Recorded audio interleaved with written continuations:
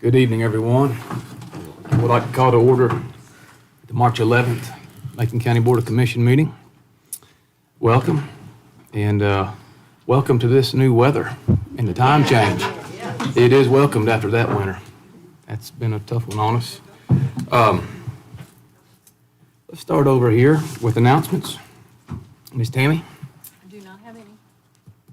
Mr. Chairman, I actually have two. The first one, I would actually like to recognize Ms. Tammy Keyser, who has earned the designation of Certified Municipal Clerk with the International Institute of Municipal Clerks, which I believe is a first for Macon County.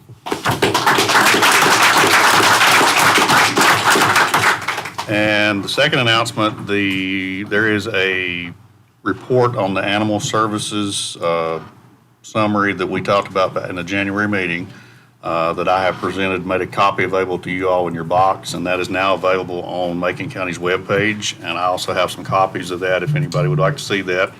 It actually has some options in it for you to consider. Really, the only recommendation it makes is to look at the ordinance, but gives you some options to think about, and it gives us some good discussion points to talk about as we move into our budget season. Wonderful. Thank you, Mr. Cape. Mr. Breeden? I would like to say, I probably should have said this at the last meeting when Chairman Young addressed the Fontana Regional Library contract, but I would like to put it out there that I'm not interested in pulling out of the FRL. I think we signed that contract for 10 years, and at this time, I have no interest in doing that, so I support that. And I was not on the board when it was done, so, but just want to let everybody know that I do support that.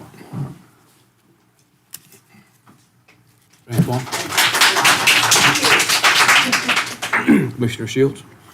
Yes. First of all, I'd like to say thank you to the Franklin Press, Thomas Sherrill, for alerting us to a situation here last week with the headlines, Franklin Social Security Office to close. Appreciate what Franklin Press is doing. I want to share with you a email from Senator Corbin. It says from Senator Kevin Corbin, problem is resolved. The Franklin Social Security Office will not be closing. I just got that word from Congressman Edwards. They have heard our voice. I thank Congressman Edwards and Senator Tillis and Bud for listening.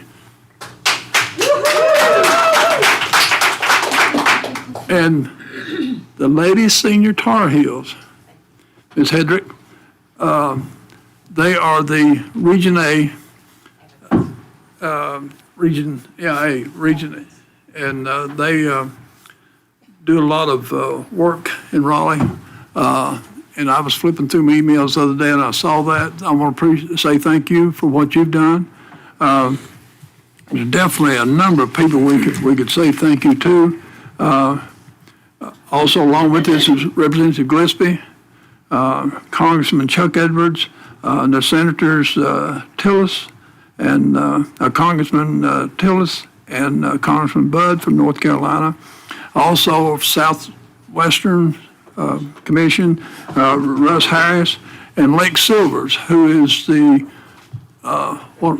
representative for Congressman Chuck Edwards. And so I feel like we're all stabilized now, and I just want to say thank you again to the Franklin Press for alerting us to this situation, and we were able to act on it quickly. And thank y'all, and appreciate it. Thank you, Thomas. Carl Gillespie was also one that was very supportive. Yep, all of the people here. And thank you to the senior Tar Heels. All right, thank you. Mr. Chairman, just a few announcements. The clock tower has been refurbished. If you haven't seen it, you should go by there. It looks fantastic. And I think the Garden Club has something to really work with in that part of the square. I think it looks great. For what I know, I inspected what was done. They did a great job, at a very reasonable price, in my opinion. The second thing is Chairman Young and I met, we had a Recreation Committee meeting this morning about the Macon County Rec Park, pickleball situation, the tennis courts, and the new life to that park. We're moving, sometimes you think we're moving along pretty well with it, then other times you have to back up. The floodway, the floodplain plays a big part in this. And so we had a set of plans, a new set of plans for the pickleball courts. I think the pickleball players, once this thing is finalized and created, it's going to be an absolute wonderful facility for them. And the tennis courts, we've changed that game plan a little bit.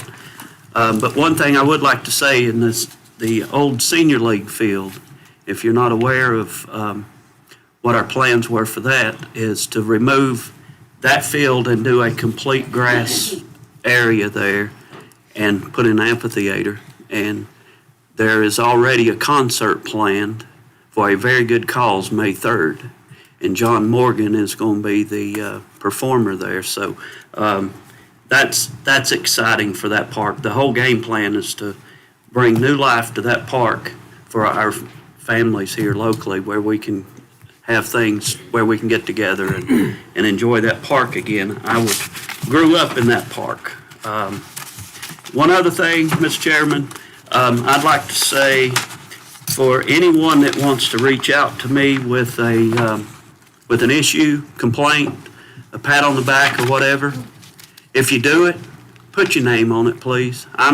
When I received a few letters, people with concerns and stuff, and you don't put your name on it, no phone number, no way to contact you, I throw it in the garbage. So if you want to reach out to me for anything, or I would say any of us, if you can't put your name on it, I can't accept it. So, and I'm here to listen to anything that you guys want to say. So that's all I got. All right, Ms. Laurie, Mr. Attorney. Mr. Sherrill, why don't you just lead us in a moment of silence and pledge of allegiance?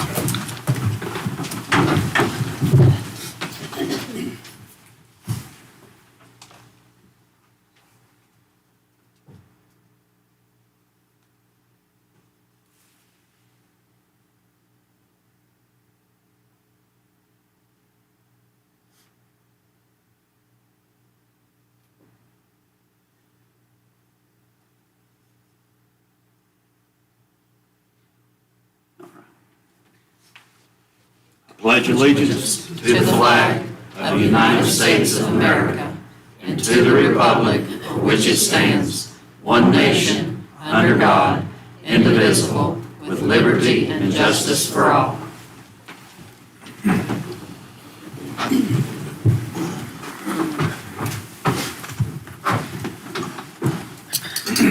All right, Ms. Tammy. List. That's a list.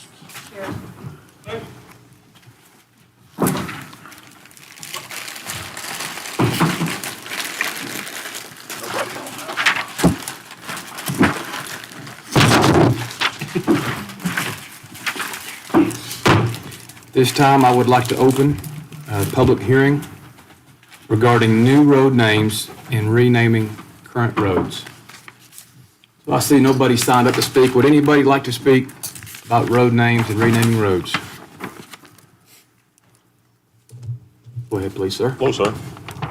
So this is just the public road hearing for new road names. You should have a list of those. This was posted as a public notice for all to see. Also, I've not been contacted by anyone that had any kind of issues or questions about these. Can you just give a brief explanation? Is this anything new? No, this has been going on for many, many years. This is a periodical thing that we do just to make sure there's no issues with any of the new roads, or if anybody's got questions about why a road was named or anything like that. Fair enough. Thanks for coming by tonight. Yes, sir. In your position, I'm the 911 addressing coordinator for the county. I just wanted to let them know. Thank you. All right, last call. Speak on behalf of the road names. All right, public hearing closed. Thank you, sir. Yes, sir. Thank you. Mr. Mr. Chairman, if we could get a motion to approve that list, that would be the next appropriate step, please. Looking for a motion to approve? Chairman, I make a motion that we approve of the road name changes as presented. Hear a motion by Second. Commissioner Shields, I'm sorry, Commissioner Sherrill, second by Commissioner Shields. We're brothers. That's right. Any further discussion? Hearing none, all in favor, please signify by raising your right arm, stating aye. Aye. Opposed? All right, Ms. Tammy, 5-0. All right, any additions to the agenda?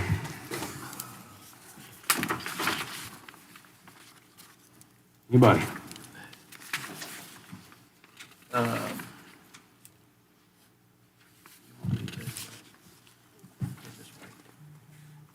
So let's do public comment, and we've got adjustments next. All right. All right. I'm going to public comment period. Mr. James Birch. Mr. Birch, please state your name for the record, please. Name and address. Thank you. Appreciate you being here. I'm just here to represent mainly myself, but also the other tenants. I work for the Macon County Waste Management Program, and I'm an attendant on one of the centers. Of course, I've worked all of them. And this winter, I've got about 20 years with them, 21 years. I was out this winter with a hernia operation out about 6 weeks, and there was no leave or sick leave during that time. And I've been with them 20 years.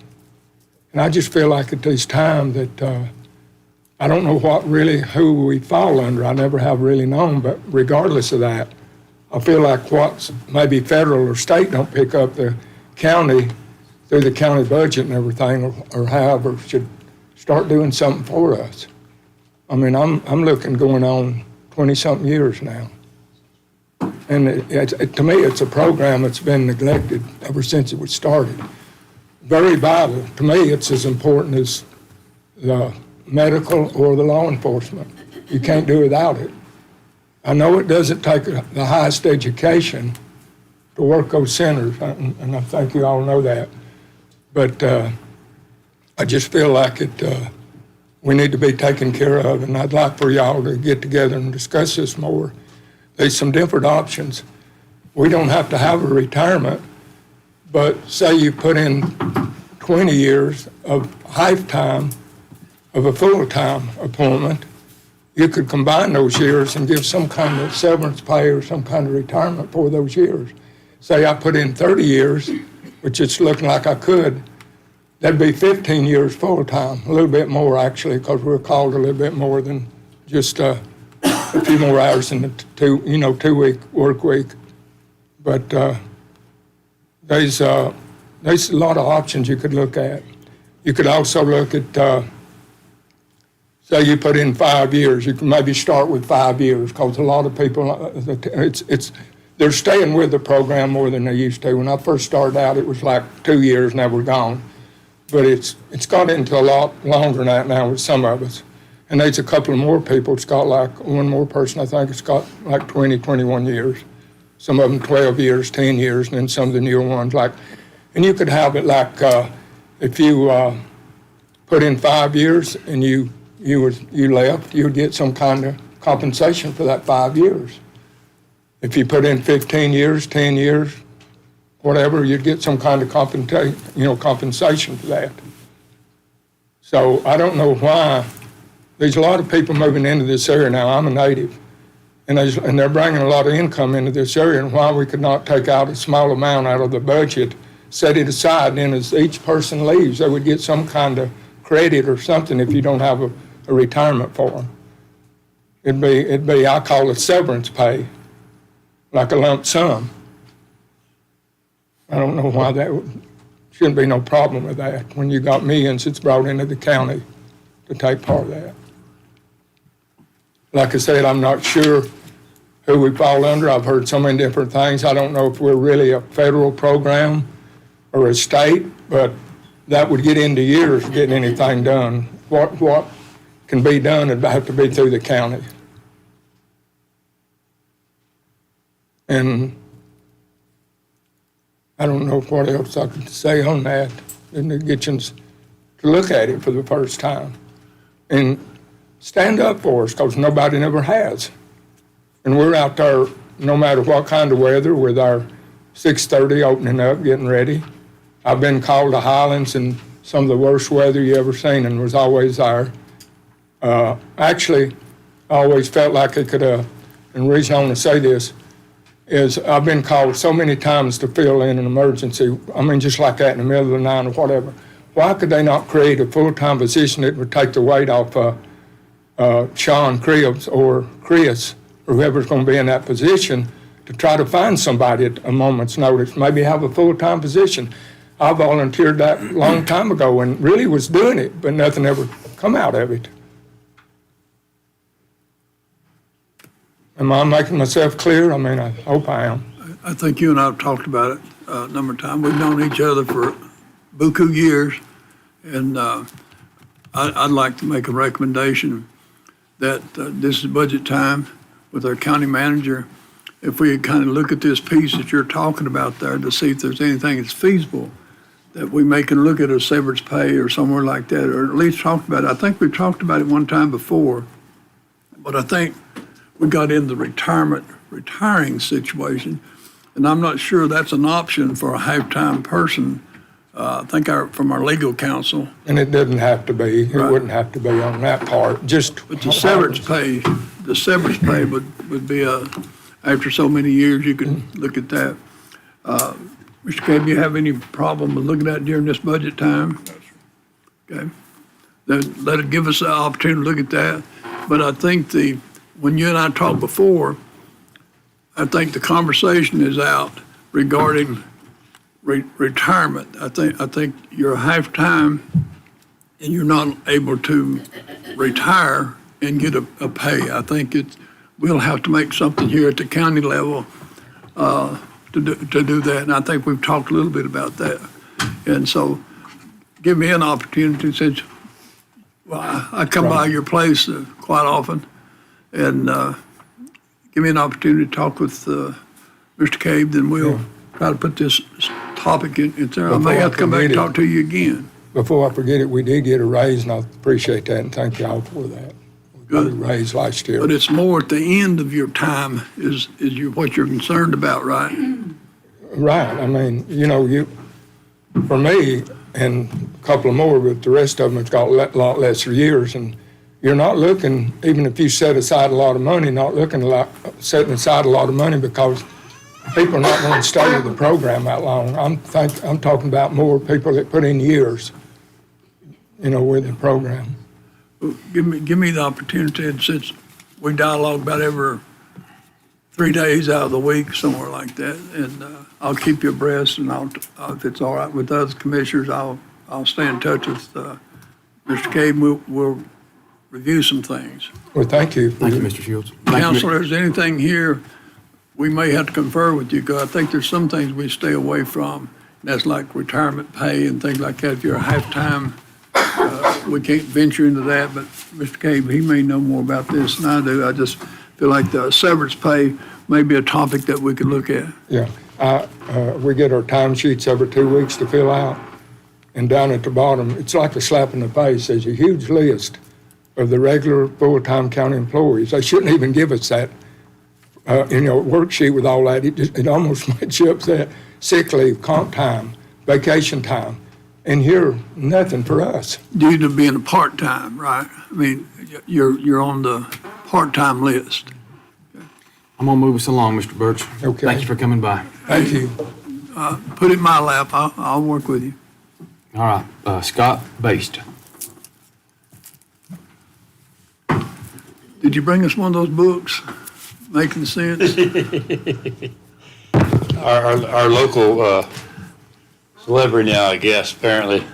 I don't see him here, though, Making Sense. The other news media. I don't think is that the same people who do that? That's a different Yeah. magazine. Neighbors. Making Neighbors. Neighbors. Yeah, it's a different. I think it's a different group. Anyhow, serious business. No, actually, thanks for working out, getting our Social Security saved. I hope that's a done deal. These things are moving and flowing real quick right now, and what's promised today, 2 months from now, may not be the same thing. In that light, I would also like to, as you suggested, having the was it the government efficiency, looking at government efficiency on our county level. I think we should also make plans for our exposure to anything that could come down the pike via DOGE and cuts in federal monies. I think that's something that we really need to plan for, really need to have on our front burner, because anything could get swept out from under our feet at any time. We're hearing about maybe, school lunch benefits. I don't know how much federal money we get locally. That's more y'all's department, but it just seems to me like we don't want to get caught unprepared. And, and the pickleball courts look great. Thanks. Thanks, Scott. Thank you, Scott. All right, Constance Neely. Hi, Constance Neely. I am at 334 Hickory Ridge Road in Scaly Mountain. And I want to register a deep thanks for the improvements that have been made at the shelter. I also want to thank all of you because we're seeing such good improvements. And I also want to resonate thank you to the people who brought issues forward last month. And so thank you. I also just wanted to register if there is going to be discussions of privatization of the shelter, I really hope there will be citizen engagement in those discussions just to make sure that that we're all getting a chance to pay attention to what could happen as a result of that. Could be positive, negative. And lastly, just to build on this idea of government efficiency, I also am a big fan of citizen engagement when you start talking about those kinds of changes and what needs to be cut or what doesn't. And I resonate what Mr. Bass just said about, wow, we don't know what's coming in the future and how to prepare for that. Thank you. Thank you. Can I ask a favor? Ms. Hedrick? Stand up. He gave me an opportunity to introduce you, and I want you to share with this group the Tar Heel girls, or the senior Tar Heels, and what you do for Region A. Because I've been working with you over the last week, or with your group and some of them, and we appreciate what you've done. Can you share with the group what you do for Region 8? He's caught me completely I did. off guard. Yes, he did, so I'm not really prepared like I should be. But I am very honored to represent Macon County. As all of you know, Doc Crawford, I knew Doc Crawford as well, and wonderful, wonderful lady, and had a lot of spunk. And so when I was asked, would I like to serve as our delegate for Macon County, I felt a real honor to step into her. I could never fill her shoes, never, ever. But it is an honor to be able to represent Macon County, our senior citizens. So we just came back from Raleigh. We were there this past week, and what an honor. We actually got to be in the Capitol building for our meeting, which is where it was held in the beginning, where the North Carolina Senior Tar Heel Legislature representatives, and there's one, actually there's a delegate and an alternate from every county in North Carolina. And we meet 3 times a year there in Raleigh. And of course, we have lots of Zoom calls where we're working on legislative issues that affect seniors across North Carolina. We have 8 goals this year that are in place. There's several House bills that have been submitted and sponsored by local people. One of them in particular is for more ombudsmen. And those of you who maybe are not aware of that, our local long-term care facilities, if there happen to be issues that need to be addressed, complaints, whatever, it's kind of like a mediation. They can go there to the ombudsman first and hopefully work out any issues that might be happening in our area. And if not, then of course it goes on to another level of mediation or complaints to the state, so on and so forth. But we don't have enough of those. And we do have a lot of complaints with our facilities, not ours particularly, but across the state. Some very sad things are happening in some of the long-term care assisted living facilities. And as we all know, the population's increasing. It's getting bigger and bigger and bigger, and we don't have space for folks. And the Medicaid expansion, we're hoping that Medicaid, nothing happens there that's going to affect our folks, because what happens, a lot of those recipients are Medicaid recipients. So if something should happen there, where are they going to go? I mean, where are they going to go? So we spent a lot of time. I was very, very, very, very blessed to be able to be with Senator Corbin. We met with him. We had an appointment, shared all of our goals that we're looking at with him. Carl Gillespie, also Mike Clampett, and Mark Pless. So we were able to spend time with each of those. And I guess the most exciting part was to be in that Capitol building and our meeting being held in those, sitting in those seats where at one time, that's where the chamber was. So that was really exciting. It was also kind of nice to be with all the folks from our region. The Southwestern Commission, of course, that makes up, as you all know, Jackson, Macon, Swain, Cherokee, Graham, Clay, and Swain. Did I leave out one? Seven of us. Haywood, that's right, and Haywood as well. So there were delegates from each of those counties that were with me, and we all met from our region with those elected officials. So it's just a real honor, and Gary, thank you very much. I had no idea you were going to. I didn't either till I just had that thought. But it's a real honor to be able to serve the senior citizens here in this county. And I'll just say one thing before I sit down, and I know somebody's going to say, uh-oh, I knew she'd say that. We really are looking and interested in us having a new senior citizens building. We have outgrown that building. The services, they're having to go out to different places for their activities. As we all know, it's dangerous coming into the senior center because of all the roundabouts out there. I mean, I think about my own self and how I'm not the best driver in the world. And when I go in, by the time I get to the senior center, I'm a little dizzy, so we were really in need of more space in a new building, and we have been looking at that. And I just encourage you all to, if there's any way, don't forget us, okay? Thank you. Thank you, Gary. Thank you. Thank you all. Put me on the spot, too. Thank you. All right, Betsy Baste. Sorry, Betsy. I didn't know you. All right. It's okay. I right. can hold on. Hold on to your seats, gentlemen. This is all about thank yous. First thank you is being open to listening to us. Second thank you is I was already going to talk about it. 20 pickleball courts. I'm so excited. I'm a pickleball player. Macon County Animal Services, a part-time went to full-time and a new hire. It was so much easier this week to have lots of staff on top of all the volunteers that were there. So that was fantastic. Much better care happening. 3rd-minute rule. I know you're going to talk about that. I love it.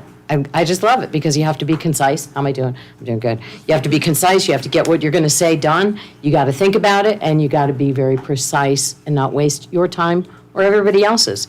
Mr. James Birch, he and I don't agree on a lot of things, but I hope that you follow through and take care of this man because, Matthew 25:40, whatever you do to the least of my brothers that you do unto me, come on. How many years has he worked for us? 20 years. Yeah, 20 years. And so we're not going to take care of him when he has hernia surgery. That's just not right. So I know you guys know better than that. Last thing, doing good. My favorite ice cream is coffee chocolate chunk. It's my favorite. It doesn't even score in the top 10. Number 1 is vanilla. Still, I don't know why. I don't know why anybody likes vanilla. It's 38%.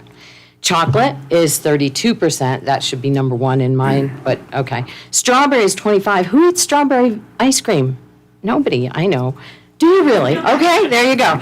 Butter pecan, 21%. Cookie dough, 21%. Mint chocolate chip, Rocky Road, and peanut butter cup are still in the top 10. I'm sorry I made you hungry. But isn't it wonderful that we have so many flavors that we can enjoy? And some of us like strawberry, and some of us like chocolate, and some of us like coffee. And I hope that you choose wisely, here he comes, for the library board, that you have many voices, that you don't all have a cookie cutter effect on a board. Good governance is when you have many opinions and many voices, just like we have many kinds of ice cream. Thank you. Thank you, Ms. Thank you, Baste. Betsy.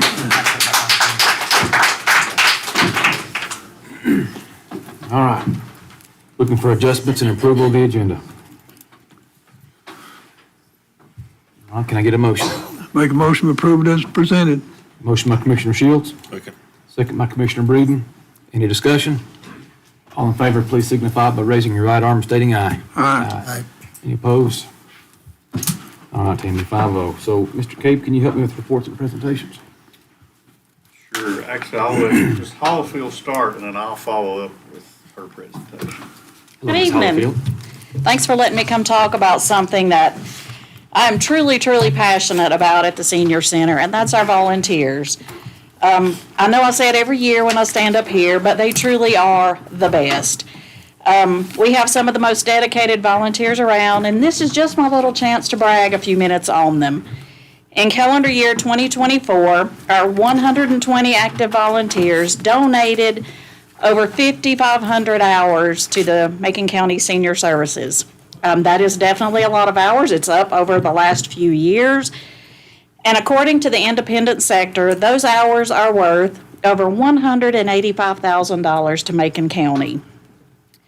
Without those volunteers, there is no way that my staff could have delivered meals, led Zoom and in-person classes, helped seniors with open enrollment for the last year. They contribute so much to our county. I'm going to give you just a few little highlights of each program.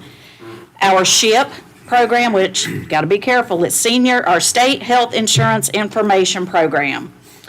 Those 4 volunteers contributed 948 hours and counseled 405 individuals in 2024. Our activity volunteers provided 1,277 hours in 2024. They led a variety of classes, support groups, ranging from dance to Tai Chi to arts and craft classes. In the activities, we saw almost 16,000 duplicated participants in our various activities and events in 2024. Home delivered meal volunteers still remain strong, but you know me, we could always use more. Those volunteers contributed over 3,000 hours in 2024, and that was they delivered over 11,000 hot meals to 59 homebound seniors in Macon County, both in Highlands and Franklin. In addition, over 11,000 hot meals were served to almost 300 different congregate participants in our dining room. Our Adult Day program recently reopened to volunteers, and those volunteers are coming in, they play music, they have story time, and they just sometimes spend one-on-one time with our participants. There were 10 volunteers this year in Adult Day, and they provided over 300 hours of interaction time. In 2024, there were over 2,700 duplicated participants in Adult Day. So we've been busy at the Senior Center. Our active volunteers, this is where it gets crazy, range from 25 years old to 93 years old. Most of those volunteers are in their 70s and 80s. Many times those volunteers are older than the folks they're helping. It's really, really amazing to watch them, and some have been there many years. Some actually followed from the hospital. I was the director of volunteers at Angel for several years, and some of them actually came over to the Senior Center when a lot of the volunteers left Angel. There's not enough great things I can say about them. Their commitment to meeting the needs of our community is unmatched. And my role over the Senior Center has been blessed and enhanced by having those volunteers with us for so many years. And I'm just asking y'all to recognize April 20th through 26th as Macon County Volunteer Week.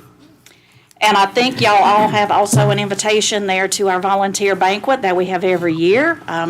Thank you to Danny for his kids. They've come the last few years and entertained us and helped us. We're hoping we can make that happen again this year, but we hope to see you guys there as well. Give us an email once. I'll send it as an email too. You got it on paper, but I'll send an email. Put it in the email. Thank you. So I think if we'll do the resolution, I think you've got the resolution as well. Gentlemen, you've all been provided a resolution. Mr. Cape, I hate to ask you to do it, but you want to read it in the record book for us?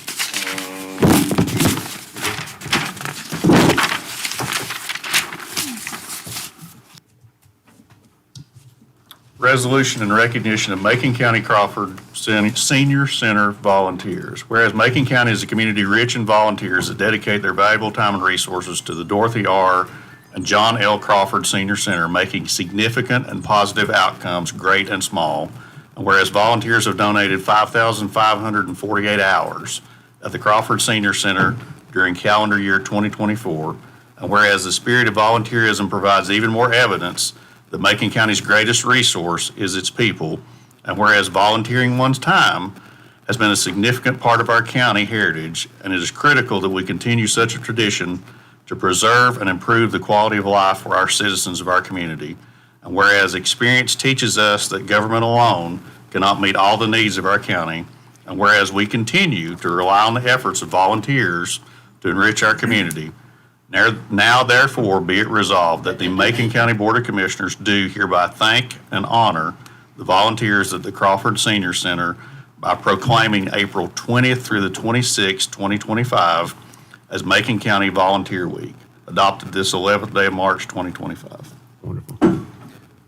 For a motion? I'd like to make a motion to accept this. I hear a motion by Commissioner Antoine, second by Commissioner Shields. Any further discussion? Hearing none, all in favor, please raise your right arm and state aye. Aye. Any opposed? Thank you. All right. Mr. Chairman, Yes. if you'll bear with me for just a second, I would actually like to recognize somebody else, and I'd like to ask Commissioners Antoine and Shields to come down front with me. Do I need to get the flowers? Josh, if you'll sign this, we'll give it to her. She is. Gentlemen, if you'll stand right here for me. Ms. Risa, will you come up here for a second with me? You know this lady will stand next to her. So we're going to half turn our backs to you, but we're going to talk to these folks out here. So I want to introduce Ms. Risa Boyce to you today. And if you have been at the senior center anytime, you have probably seen her there.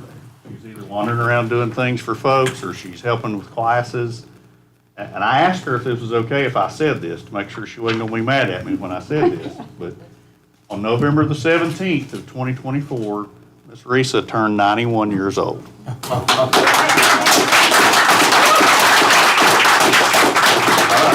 Hold your applause. That's not the good part.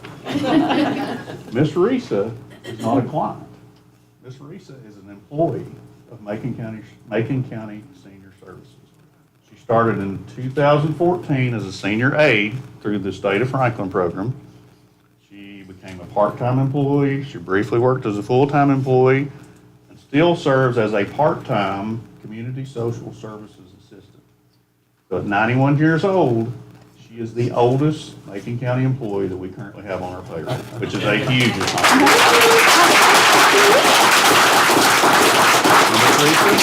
We have some gifts for you tonight that Ms. Keiser is going to present you. You didn't try to pronounce the classes she teaches. Tai Chi, and one that starts with a Q. And Discover Mindfulness. I'll come to the Q one. I'll come to the Q one day. Which one goes? Ms. Risa, we have some gifts for you from Macon County, and we're just a small token of our appreciation for the work that you do. Thank you for what you do. Do you want me to hold this for you? Yes. Okay. Oh, Lord. And that's for Liz. Yeah, another one also. Oh, my goodness. And also,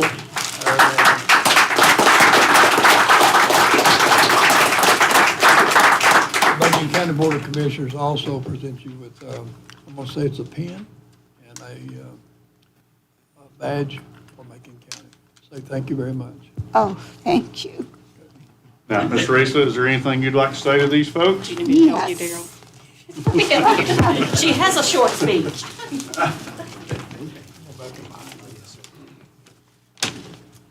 More and more of us are living into our 80s, 90s, and 100s.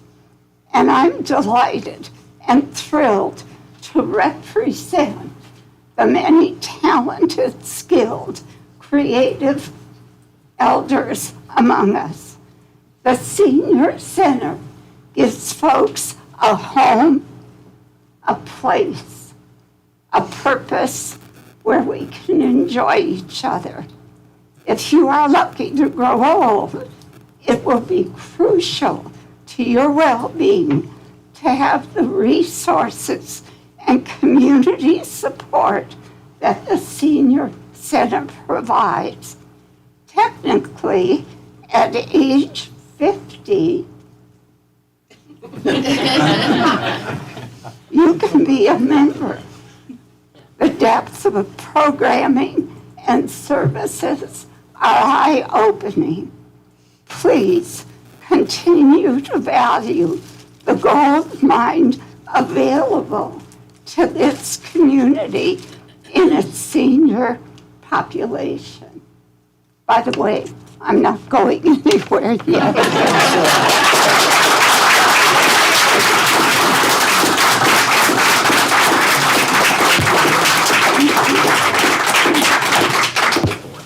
I got your goodies. I'm bringing this over for you guys.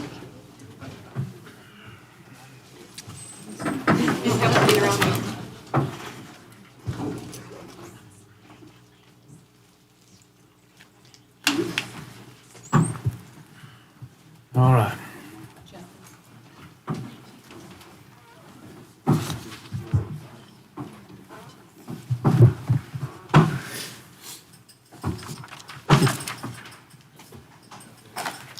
Boy, it's she special. Yes. All right, Mitch, you're next. Capital improvement plan. Yes, sir. Well, Chair, members, thank you for having me back again this evening. I know y'all have had and have a busy agenda, so in talking ahead of time, this is a little briefer presentation than we've gone through in the past. We're going to give you same updated information, just more condensed. So certainly if there's any follow-up questions, happy to answer those.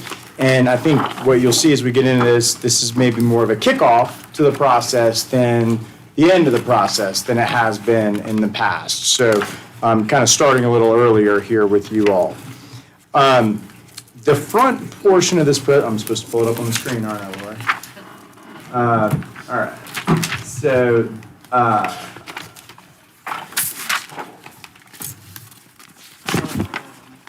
it will? Okay. I was just going to leave it. There we go. All right. So the front portion of this presentation is going to be a quick refresh and recap of where you finished up for fiscal year 24. The refresh portion of this is on your credit ratings. And if you all recall, much like in our personal lives, when we go out to get a mortgage or a car loan, you know, the banks will pull our credit score, and that will determine whether, you know, we are credit worthy to lend money to buy a car or a house, and at what level of interest rate the banks will offer us that loan. Very similarly, you all, as a municipality, or as a county, municipal government, have a credit rating. And these are from different agencies than the credit scores we get. It's Moody's Investor Service and Standard & Poor's are the two most frequently used national rating agencies. There's also Fitch and Kroll. You all are rated by Moody's and S&P at AA2 AA, which is a very good credit score. The highest score you can be is AAA. So you are 2 steps away from the highest possible credit score. These ratings were updated last summer as part of the high school bond financing.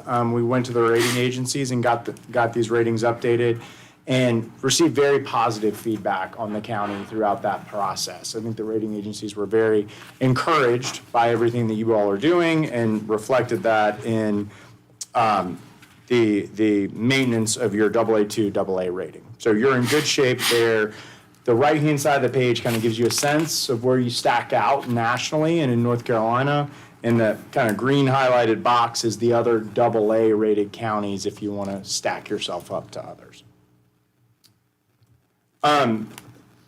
Page 5, we talked about this in the past. I'm not going to go in too much depth, but I will just, this top left chart on Moody's rating methodology, I do think it's helpful to remember what goes into a credit rating. We've got a good credit rating. Why do we have a good credit rating? Well, there's 4 key things that Moody's looks at. Economy, financial performance, institutional framework, which is you're a county in North Carolina organized under state statutes. That's a flat score for you all. and leverage, which is a fancy way of saying your debt outstanding, and other liabilities. And if y'all recall, what we've talked about in the past is controlling the things that you can control.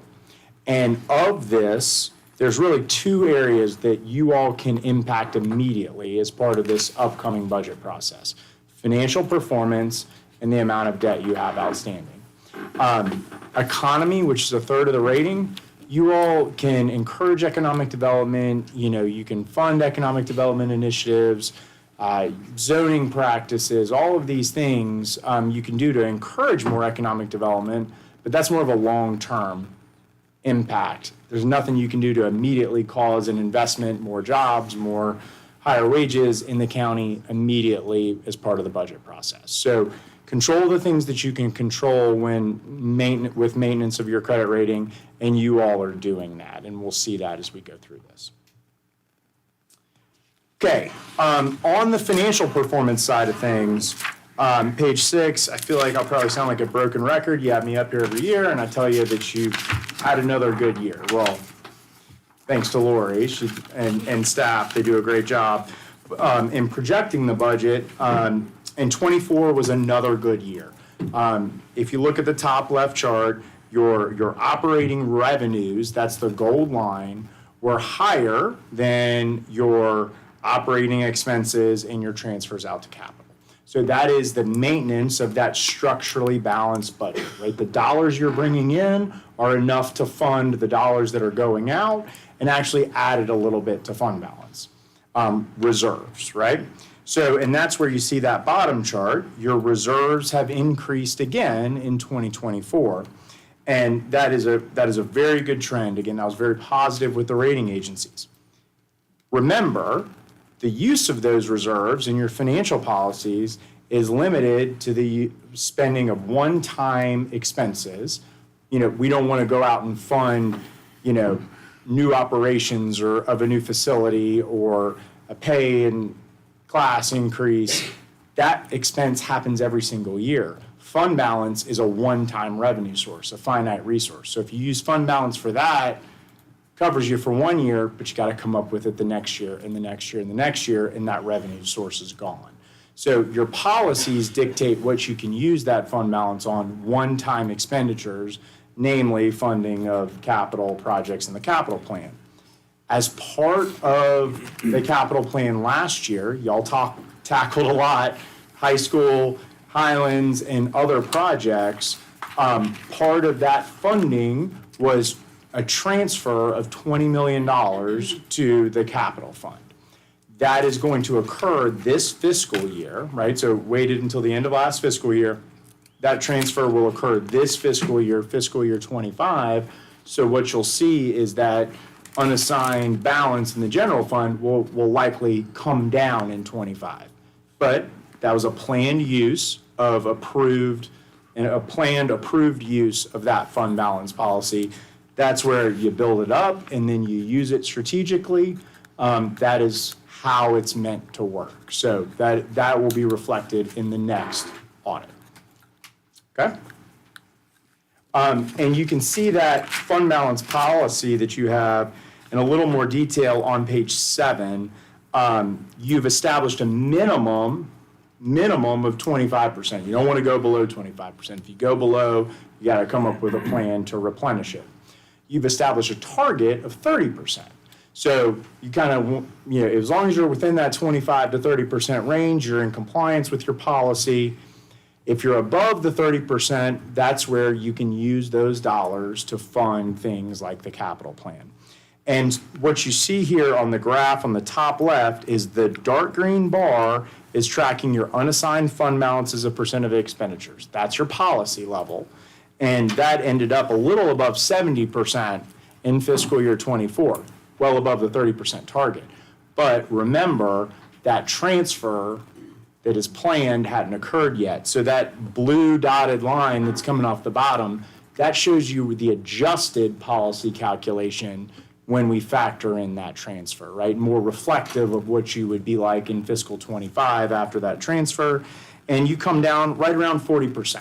That was strategic, right? We didn't want to take it all the way down to the target level as part of that plan. have a little bit of cushion, give you some room for the future. So that all is shaking out the way was anticipated. You all feel free, I'm going kind of quickly here. Feel free to stop me along the way and slow me down. Okay, so that's the financial side, right? I told you, you're taking care of that. You're controlling what you can control in that aspect. Debt profile. So this has changed a little bit from last year, right? We've issued the high school bonds. This includes the 2024 lobs you did last year to fund the high school. And so that took your principal outstanding up to just under 85 million when we factor in that limited obligation bond issue. You can see here, you still have, after the increase in this upcoming budget cycle, so fiscal 26 is when that high school debt starts paying. You see that step up in your annual debt service, and then it starts declining again in the future. And that decline in the future is going to provide for additional affordability as you continue to consider capital improvements. I will mention on the far right column, the 10-year payout ratio. I think it's easier to talk about this with numbers. This is one of your financial policies. You have a minimum 50% 10-year payout ratio. What that means is you need to pay back 50% of your principal within the first 10 years. So you have 84 million of principal, you need to repay 42 million within the first 10 years. So 10 years from now, 10 years from this fiscal year. You all are repaying 45.2 million. So that puts you at 53% above that policy limit. In this case, in this policy, it's a minimum ratio. Higher is better. So you're still in compliance with that policy after the issuance of this debt. Page 10 has a few more of these financial policies related to debt on them that you all have adopted. We covered the one on the left, the 10-year payout ratio. In the middle is your debt to assessed value. So this is that $84 million divided by your tax base, your taxable property, your assessed value. And you have a policy not to exceed 2%. You all, even after the high school debt, are around 0.65%. So you're well below that policy, right? Kind of check that box. You're well in compliance.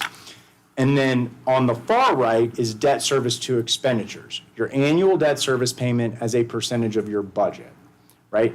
Debt service is a fixed cost, can't change it, right? Can't furlough it, turn the lights off on it, you gotta pay the debt service.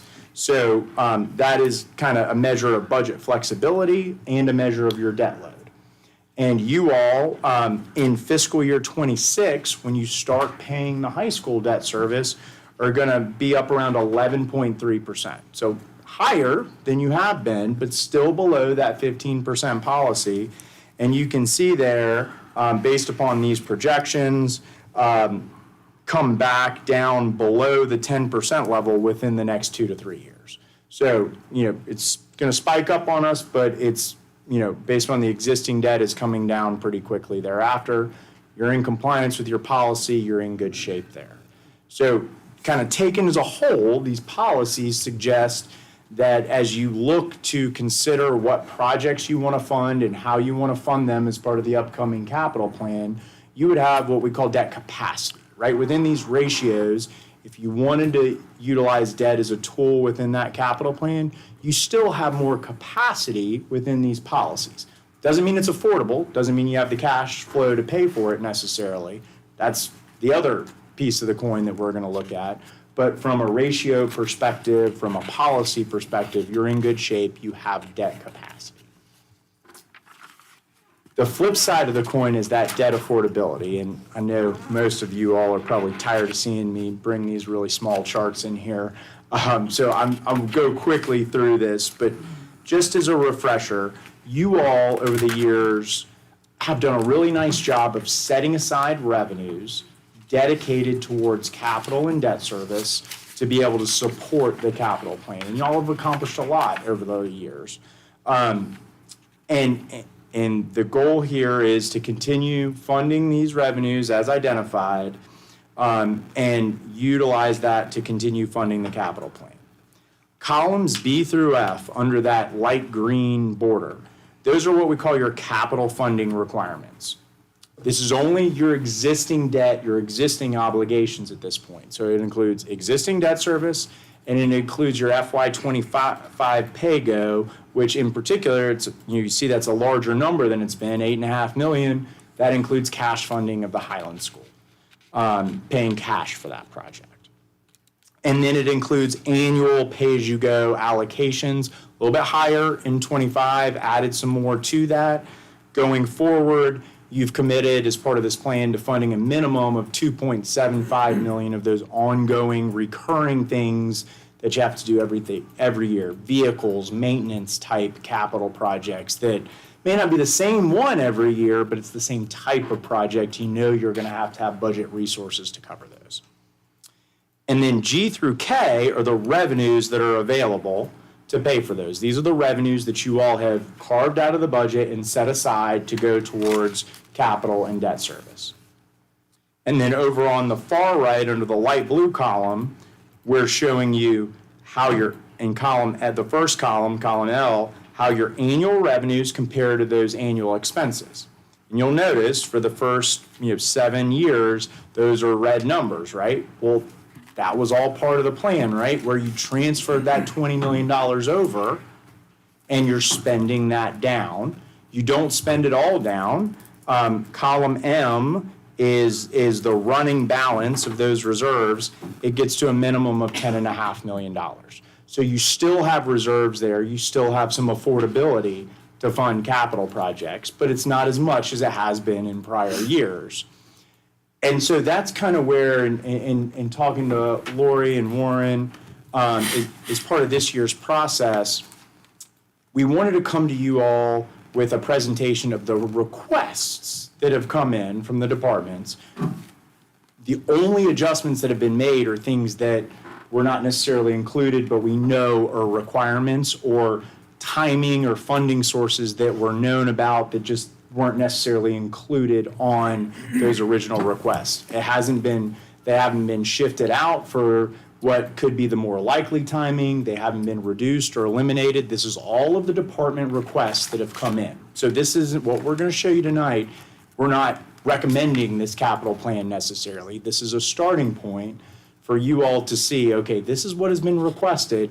Now we need to talk through affordability, prioritization, timing of capital projects. And Warren, Lord, feel free to jump in, but I think the thought was to give you all this information and get some guidance and feedback to refine this capital plan to what you want it to look like this year. Okay? So we're going to go into the capital plan, and remember, it's labeled department requests here, so a little bit different. And if y'all remember back to last year, the top half of this project, this summary is what we're calling major capital projects. These are your larger, one-time capital projects. You fund them once and they're good for a while. You don't have to necessarily touch them again. This list is a lot longer than it was last year because this is just what has been requested. A lot of newer projects on here, and some of the projects that have been on here, like the senior center, were out in the future years, at 2030 and beyond last year, are now pulled into the current 5-year CIP per the department requests.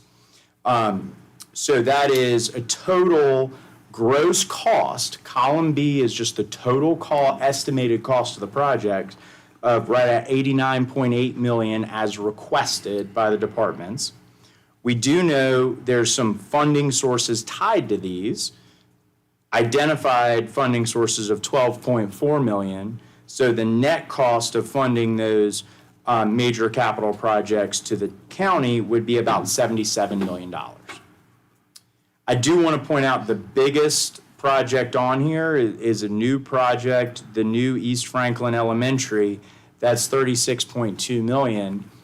We've got TBD under there for grant outside funding, right? You got the grant for the high school a few years ago.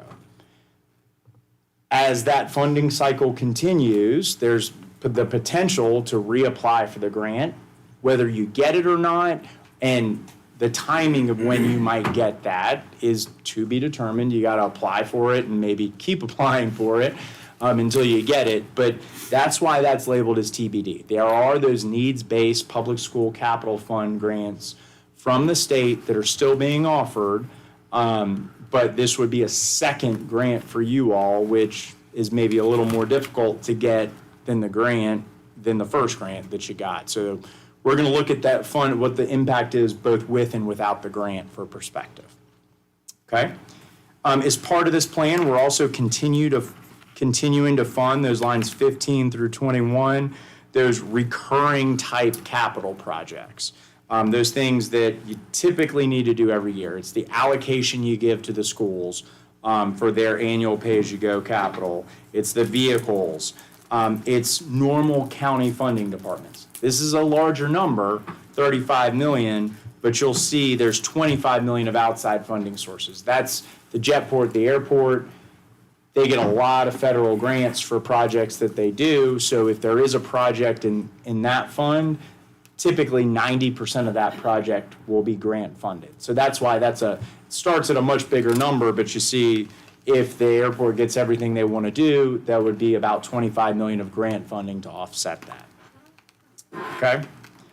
To fund this CIP, what we've assumed, and again, there are no projects in the future years, no major capital projects in the future years, but we are continuing to fund the annual recurring projects.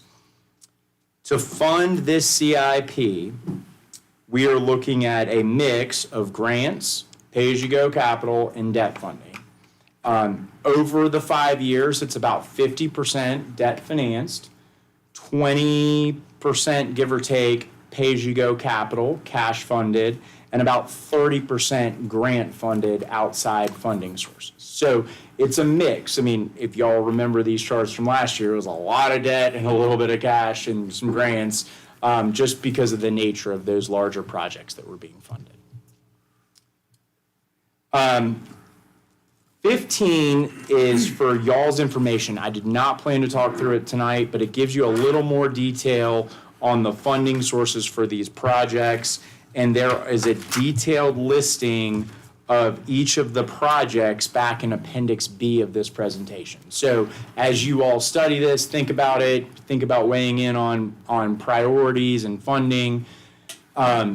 That's kind of Appendix B is where you can go and see the detailed project listing and requested timing from departments. Okay. So Cheryl's going to miss the good part. No. So 15 is the funding analysis, right? This is where we've taken this CIP, we've run it back through the model, and we're showing you the outcome if you were to fund these projects as requested by the departments. And again, as I said, it's about 50% debt funded. Scenario 1, column D, thank you, is if you get the grant. Scenario 2, column E, is if you don't get the additional grant for the elementary school. So if you get the grant, we're projecting about 36 million of debt funding. If you don't get the grant, you'd have to fund that full project cost. It would push it up to about $72 million. 26 million of pay-go every year. That's consistent in both cases. That's cash-funded capital. And then line 9, the grant and other funding sources, that's the inverse of the debt funding, right? If you get the grant, you have a higher level of grant. If you don't, it's a lower level of grant, higher level of debt. In both of these scenarios, you're in compliance with all of your financial policies, right? So it goes back to you have debt capacity, and you do have debt capacity to fund this amount of debt, either scenario, for the projects as requested by the departments. As I alluded to, you've got less affordability than you did last year based upon these projections. And so you would need to come up with additional revenues to be able to fund all of these projects in the years they're requested. And depending upon whether you get the grant or not, if you waited until you absolutely needed the dollars, you had 10.5 million of fund balance, that could cover you for about 3 years funding these projects. But in that third year, you would fall short and you would need some additional revenues. We have equated it to the equivalent number of pennies, right? But it could be from growth, it could be from other new revenue sources, but as we've done in the past, we're just talking about it in the equivalent number of pennies. And so it would be about the equivalent of 3 pennies with the grant, starting in fiscal year '28, and a little more in '29, or the equivalent of about 5.5 to 6 pennies if you don't get the grant, and those would be spread evenly over fiscal year '28 and '29, right? So that would be the equivalent number of pennies or the equivalent amount of revenue generated from those pennies. We also looked at, and this is a strategy you all have implemented in the past, what if we look at this program as a whole and we say we want to fund it now as part of the '26 budget? Not suggesting you do, this is a department requested CIP, but just for perspective, if you were to start setting aside those additional revenues now and set those aside every year into the future, you're getting the revenues a little bit ahead of when you absolutely need it in fiscal '28, setting aside some more dollars earlier. It would take that 3 pennies down to about 2 pennies that you would need in the current year, or cut the 6 pennies almost in half down to about 3.6 pennies. So just some options there for perspective. As you dig in, give some feedback on these projects and priorities, we refine this, we can fine tune the results of this, and we can look at any number of scenarios you'd like us to. Again, this is a starting point for perspective about what it could look like if you funded all of these as requested by the departments. That's about as fast. So I'll add on to what Mitch was saying. I hope that you like this concept so that we put the information in front of you early so that you see what these departments and these agencies are looking for. And I don't want to call it a worst case scenario, but this gives you the picture. If you were to say, this is the list and we want to do all of these, this gives you where you need to be. Obviously, we'll go into these discussions, we'll get your priorities, we'll look at these options, and we'll trim those numbers around to meet your priorities and what you want to do with the revenues and where you want to be. I'll use the school as an example. We can't apply for that grant, I think, until next year. So, maybe this is the year that if you want to go ahead and do the groundwork ahead of that school, then you apply for the grant the next year or the year after or the year after. You may want to wait until you get that grant again to do that school. So there's other sources of funding, the senior center, there's some other needs that we'll probably have come up. We're looking at some other options to fund those projects. So they don't necessarily, there's some to be determines on there. We won't know what those options are yet. So we kind of wanted, and they did it partially for my benefit, is to start from ground zero to work this thing all the way through the process this year. So I hope that you like that process, but we're open to suggestions and input from you all, and especially whether it's tonight or the next night or two, next meeting or two, hear the priorities that you've got out there so we can get a product in front of you that you can hopefully support that meets the majority of the needs that you have as we move on to this budget process. Lori, did I handle, was that correct? That was a lot, Mitch. Thank you. I think it'll take a few days to digest. That was the thought process. Good to see y'all. All right. Hey, Mitch, be careful going down the road. Yes, sir. All right. My glasses. Has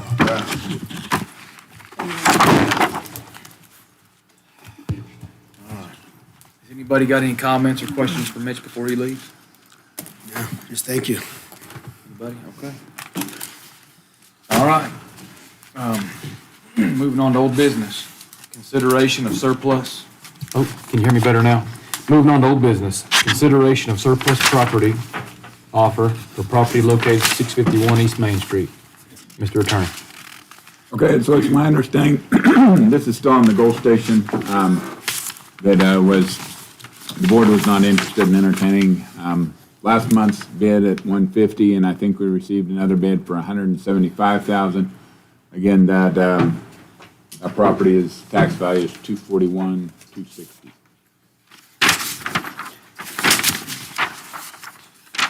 All right. Gentlemen, any comments?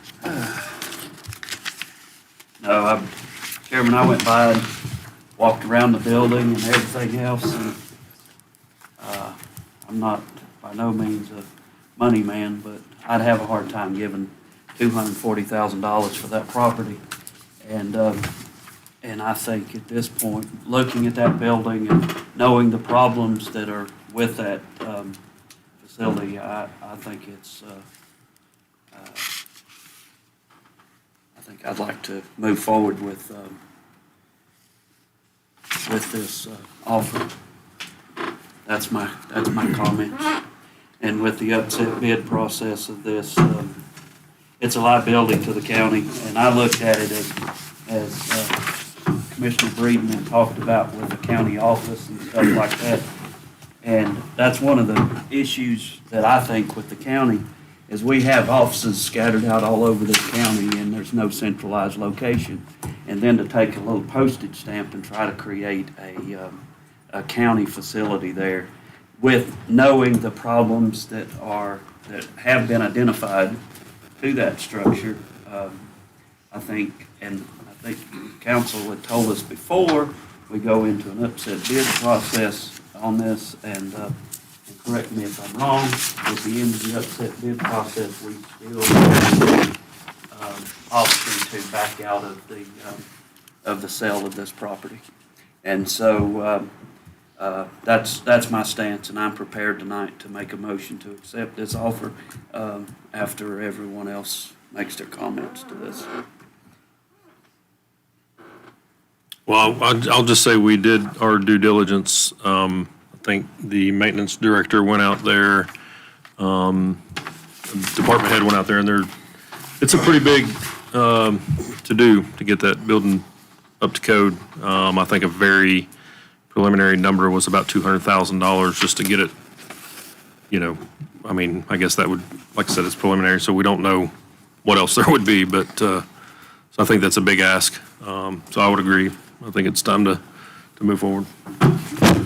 Yeah, at this time, Mr. Chairman, I'd like to make a motion that we accept the offer of the 175 on the East Franklin property.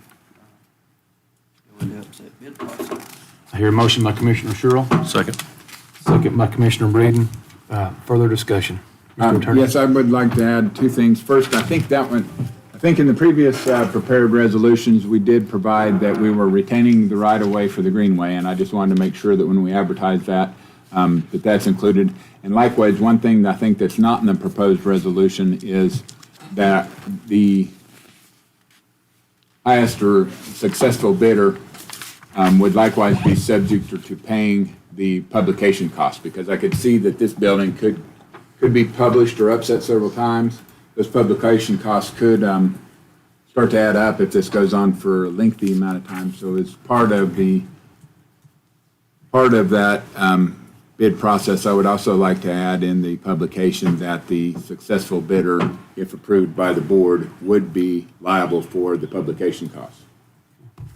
So I guess with that, I'm throwing a caveat in there as far as what I would recommend be in that resolution if you decide to do that. No, I'll throw my 2 cents in here. Typically, we try to follow the tax assessed value. After careful consideration, we exchange for this property. We've had some other dividends we've earned in other areas years down the road, and I really can't see, I can't see the highest that this used to be in a county department building, so I'll have to agree with both you gentlemen. And I would like to encourage upset bids. At $175,000, the minimum upset bid is 5%. So you're talking $8,000 to $9,000 each time there's a new bidder. So if this were to turn over 2 or 3 times, we could be getting closer and closer to our assessed value. So I would like to encourage the public to bid, and after every bid, there is 10 new days to upset the previous bid. Correct, sir? Right, and in this case, it'd be 10 new days from the date that it gets published in the paper. So Okay. it's not a courthouse step sale, but actually through the newspaper publication. So it would go from 10 days from the date that it gets published in the newspaper. So if we get an upset bid, with the board's blessing, Ms. Keever would continue to form, anytime we get an upset one, just give authority to Ms. Keever to publish that again. And then so that would be into the Franklin Press by Friday, and it would be published in the following Wednesday. And so then it would be 10 days from that. So it'd be, I guess, that Monday, the week following, that all new upset bids would need to be placed. All right, any more discussion? Hearing none, all in favor, please signify by raising your right arm and stating aye. Aye. Any opposed? None, Tammy? 5-0.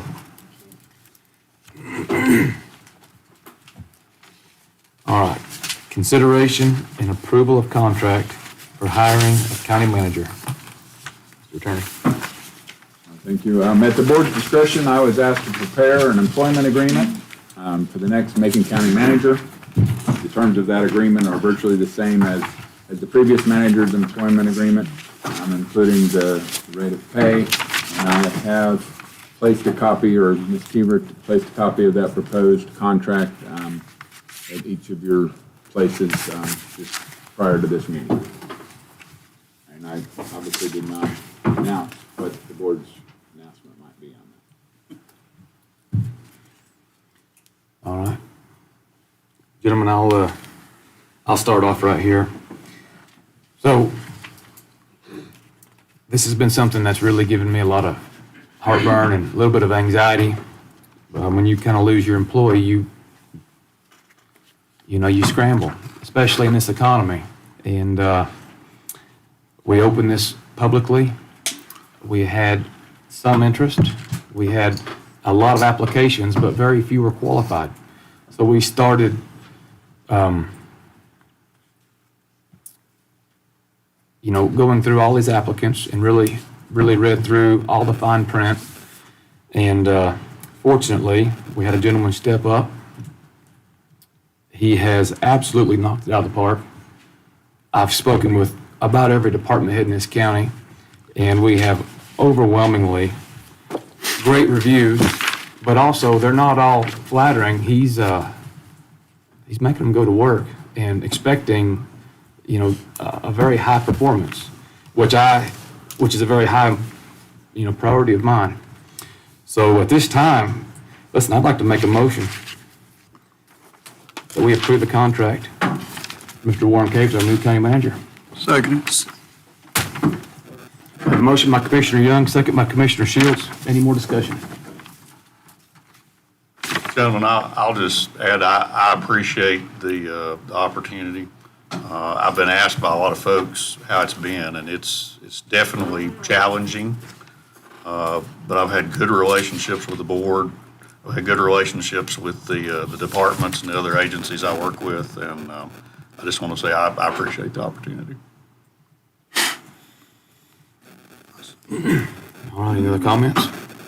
I have one, but I'm not sure it's appropriate. What are we gonna do about your EMS? When does that start, or what do we do here? I will start work on that tomorrow, Commissioner. Okay, One thing that, Chairman, I don't know if you left it out for purpose or not, but in these applications that we received, 3 were qualified and 2 withdrew their applications that were qualified. And and I just tell you that it's been a great experience the last several months working with Mr. Cade. I think that there's a lot of action happening, a lot of great things, and I think that this board is moving forward to the citizens of Macon County and not just this organization. So I think there are great things coming, working to the betterment of the entire county. I appreciate, as I tell you, I pick up the phone with something and Mr. Cade, with it, by the end of the day, if not before then, he's already worked on it, gotten some results, and it just, if you could only see what's actually happening in the speed that he and Tammy and Lori and everything's doing for this county and the citizens and the taxpayers. And that's what it's all about, is making our county the best it can be for what money that we have and holding everybody accountable. So, thank you, Mr. Gates. Well, I guess if we need to boost your ego some more. I'm good. I would like to say thank you for your leadership. Just being a new member, it's definitely not overlooked. It's much appreciated. Thank you. I'll just say thank you to you as well. Last few months have been pretty amazing. You've been a super big help to us.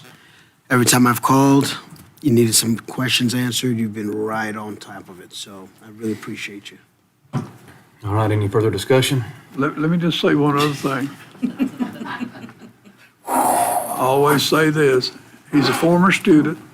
No, not you. And Barry, thank you for giving back to the county. Thank you for taking your time and being back and being part of this. Thank you. Yeah, you young whippersnappers. Yes. All right. All in favor, please signify by raising your right arm and stating aye. Aye. Thank you, Mr. Gates.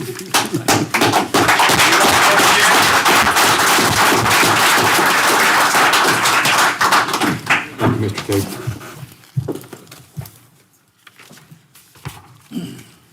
All right, new business. Consideration and approval of a resolution to abandon a portion of Bird Gap Road. Mr. Attorney. All right, so we had a request from the North Carolina Department of Motor Vehicles requesting that a road that apparently shows up on their records as possibly being a public road, but does not appear to be a road recognized, at least on our tax maps, which is about the only record that I could find as far as it applied to Macon County, is a portion of this State Road 1302. It's known as Bird Gap Road in Cartuga J. According to the DMV records, at some point they had claimed this as a public road.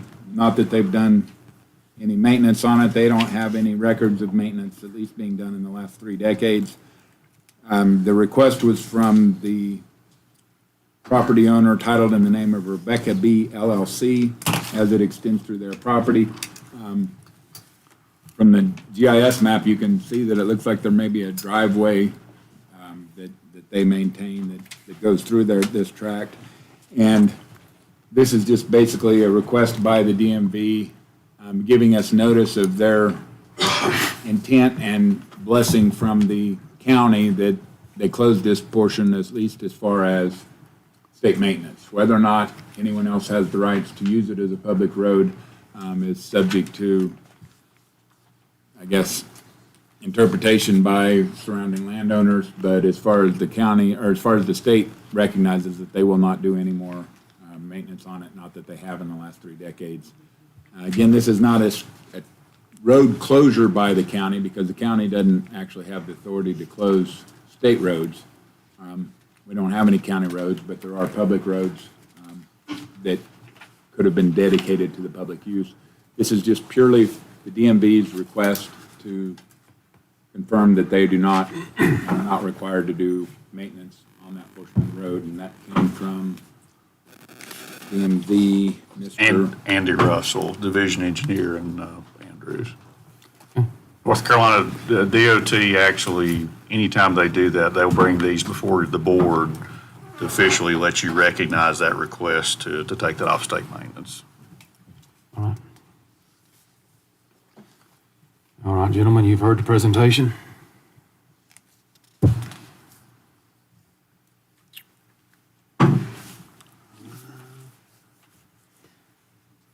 Would like to make a motion that we approve the resolution to abandon the portion of State Road 1300 Bird Gap Road. I hear a motion by Commissioner Breeden, Second. second by Commissioner Shields. Any further discussion? Hearing none, all in favor, please signify by raising your right arm, stating aye. Aye. Any opposed? 5-0, Miss Tammy. Thank you. Gosh, that was painful. All right. Consideration and approval of resolution recognizing America's 250th celebration. Mr. Warren Cable. Mr. Chairman, in 2026, it will be the 250th anniversary of the signing of the Declaration of Independence. And in North Carolina, the North Carolina Department of Natural and Cultural Resources is the agency that is in charge of arranging celebrations and acknowledgement of that significant date. And what they have asked is that each county adopt a resolution and establish a committee to recognize that event and to establish some priorities and some events to commemorate that over the next year, year and a half. So in front of you, you have a resolution basically acknowledging that date, acknowledging that year, and establishing a committee. And my recommendation for the committee to start with would be a representative from Macon County and from the town of Franklin and town of Highlands. Also the chambers of commerce from both municipalities, both regions, and the TDA and TDCs. I'd also like to recommend Commissioner Sherrill and Commissioner Breeden. I'd actually talked to them previously, and we mentioned this event. I'd like for them to be involved and have a kickoff meeting, get started with this core group, and then bring in the nonprofits, the community groups, and the businesses as we get a plan together for this event. And I think this is a good kickoff. You talked about some events in the rec park. This is a good event, whether we do a trial run this year or next year, that we pull some more events back into the recreation park, tied into the events in Highlands and in Nantahala to make sure all this ties together. But I think it's a really good it's a good event for us to recognize, a good project for us, and would like for us to go forward with that. I love it. Wonderful. All right, gentlemen, I hear a motion. I make the motion, we continue with this request as just presented. All right, I have a motion by Commissioner Shields, Second. second by Commissioner Breeden. Any further discussion? I will add one other thing. This does open us up for some funding for some projects. So if we were to receive that, I'll make the board aware of that after we put this in. I think it'd be appropriate to talk to the Chamber of Commerce and maybe a few others. Maybe we can bring them in on that committee. Okay. Any more discussion? All right, all in favor, please raise your right arm and state aye. Aye. Any opposed? All right, Tammy, 5-0. All right, this is a discussion regarding a change to the Macon County Board of Commissioners Rules and Procedure, Rule 12.3. I proposed bringing this to the agenda. We've discussed this now 2 or 3 meetings in a row. I just wanted to see if the board had any interest in taking action. Essentially, if there were a lot more discussion tonight during public comment period is 45 minutes. Right now, we have a duration of 5 minutes, which allows 9 speakers. If we can cut the time down to 3 minutes, we allow 15 speakers, and I think there's, a little more of an opportunity to speak. So just wanted to bring that up. We talked about it. It's officially on the agenda.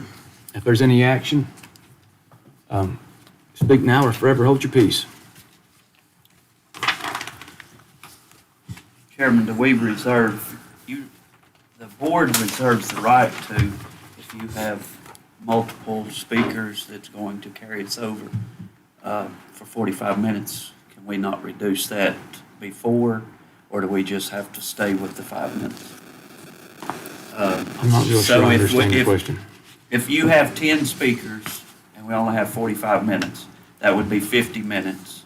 So one of them's not going to be allowed to speak. Sure. Could you not just, are we obligated to have that 5 minutes, or can we reduce that at that time for the speakers? Just being transparent, and Mr. Attorney, I'll ask you to speak in a minute, but I feel like the chair would allow additional speakers to speak. The problem I see is not the one speaker, but the 7 or 8 that are behind the one.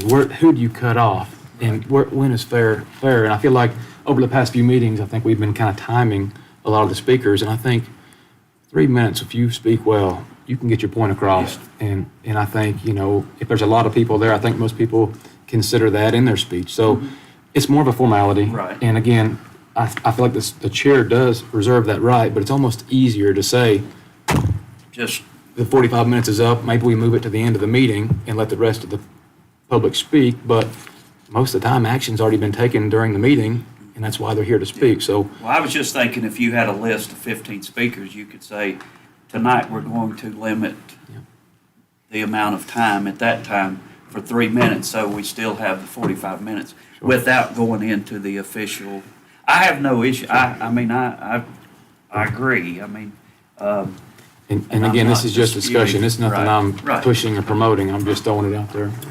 Well, for what it's worth, I think taking it down to 3 minutes just gives opportunity for just a more variety of opinions. So we get to hear a lot more constituents to understand. We make better decisions that way too. The more people we can get to hear and understand where they're at. So I like the concept of the 3 minutes.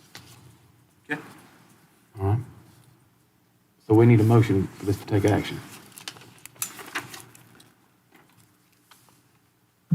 So moved. I have a motion by Commissioner Antoine. I'll second it, Chairman. I have a second by Commissioner Sherrill. Any further discussion? When will it be changed in our booklet? It'll be changed, I guess, by our By April next meeting. For next meeting, yep. Next meeting? You've been awful quiet about this, what do you think? I've been in your seat. When you have to look at 9 or 15, 3 minutes or 5 minutes, it's kind of like what he was talking about. At the beginning, you might could adjust your time versus on number of people that signed up. Say, okay, we've got 9 signed up, that's all that's here, then you could do the 5 minutes, 9 5s is 45. You could do the math at the part and make your time at that time, but you'd have to put that in your rule in the book there that the time be determined at the beginning of the meeting of public comment. And you'd have to, Ms. Keiser, to have to give us a little, what number we're talking about in order to, if you had 16, I'm the same thing you are about not going over it, because if you go over, you give more time to it, you just continue that every time. So you gotta have a beginning time and a stopping time. When do you know, Ms. Keiser, kind of when everybody's through? You get the minute, you get the time, or you get the names right at the beginning of everything, or do you have to wait a few minutes, or what? We get the list of names as the meeting is called to order, so we know how many folks have signed up. But I think your rules of procedure are pretty clear, and that gives folks ahead of time, as they're preparing for their presentation, how much time they've got to speak, so. Good point. Yeah. And listen, there's no action that has to be taken today. If, again, this is just discussion and we can change it back if we have negative feedback, Absolutely.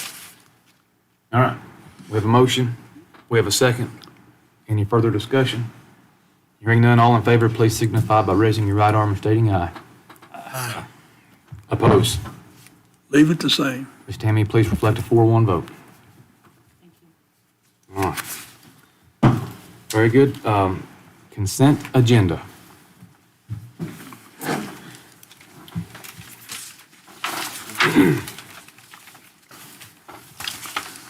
All right, gentlemen, we're looking for a motion to approve the consent agenda that was provided in your agenda packet. Mr. Chairman, I'd like to make a motion that we approve the consent agenda as presented. All right, I hear a motion by Commissioner Breeden, Second. second by Commissioner Antoine. Any further discussion? All in favor, please signify by raising your right arm and stating aye. Aye. Any opposed? All right, Tammy, 5-0. All right. Appointments. Mr. Warren Cave, can you help with the reappointment of Tax Administrator Abby Braswell? I'll just actually ask Abby to come up. This is a routine thing that you have to do for her position every couple of years. And it's the official recognition of you as her position for Macon County. Good evening, Commissioners. I am here for requesting Macon County Board of Commissioners continue my reappointment for another 4 years, from July 1st, 2025 to June 30th, 2029, as established by North Carolina General Statute 105-294A. I'd like to say a few things. I've learned a lot over the last 5 years, and I've made some accomplishments, and Some of those in the last 5 years, we've implemented new software. We replaced a 34-year-old software with a brand-new software, and we've had that since 2021. That's been a game changer for our office to do a lot more things, accomplish a lot more information, to process a lot more things. It's been a good thing for us. We've also implemented a new mobile program to where the guys in the field go out with tablets. We have had that for since I've been in the office, which has been 20 years this year. But we upgraded that this year with the new software, and that's been really, really helpful. We've implemented a new updated GIS website. We did operate a successful tax office during the pandemic. That was my first year here and as administrator, and that was a learning experience. We expanded the lobby and created a new secure receptionist and switchboard office during that time. We implemented a Macon-Jackson County boundary between the two counties that was completed by the North Carolina Geodetic Office. In 2023 appraisal, which increased the tax base by $3.9 billion and 44,112 parcels, with approximately 2,100 appeals processed during that process. We implemented a reduced paper transfer process during this time. We've implemented a personal property audit that's taking place. We have implemented an online appeal process, and we have last year we implemented an online listing process for businesses to list online. We've restructured our office appraisal staff for increased safety in the field. And lastly, we have had a consistent tax collection rate. In June of 2020, it was 98.35, and as of June 24, it was 98.56. And we haven't come to this year yet, but we're right on track with that. I do have goals for the next 4 years. We want to focus on the delinquent tax collection and the foreclosure process for the county. We're going to complete an audit of the complete present use value program during those 4 years. There's another audit for the exempt properties for Macon County that we want to complete. There's an implementation of a new online bill pay that we are putting in process right now. We are converting our GIS system to the GIS Pro for our mapping office. That's an upgrade due to discontinued support through our old system, so we have to upgrade. And then we are starting right now to work on the 2027 reappraisal for the fair and equitable taxation for the people of Macon County. Those are just a few of the things that I hope to accomplish during this next 4 years.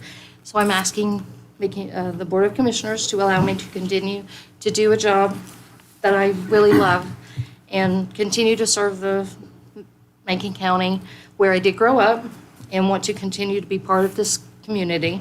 I have created a positive working relationship with my staff, with the other department heads, with the administration, and with taxpayers of Macon County. So I'm asking you to reappoint me for another 4 years so that I can continue working for the citizens of Macon County. Thank you, Miss Abby. And God bless you. I know you're in a tough spot. You know, Before you change your mind, can I go ahead and make a motion that Second. we reappoint? I hear a motion by Commissioner Shields, second by Commissioner Antoine. Any further discussion? You can't quit. Hearing none, all in favor, please signify by raising your right arm, stating aye. Aye. thank you, Commissioners. Any I really opposed? appreciate it. Thank you. 5-0, Tammy. All right, Abby. Board of Equalization. Mr. Attorney, do you happen to have paper ballots? Miss Keyser does. Ms. Keyser? All right, so we went old school on a lot of our appointments here. And bear with us. It may take just a minute to tally some of these votes, but by the time we get all four of these boards appointed, we should have it figured out.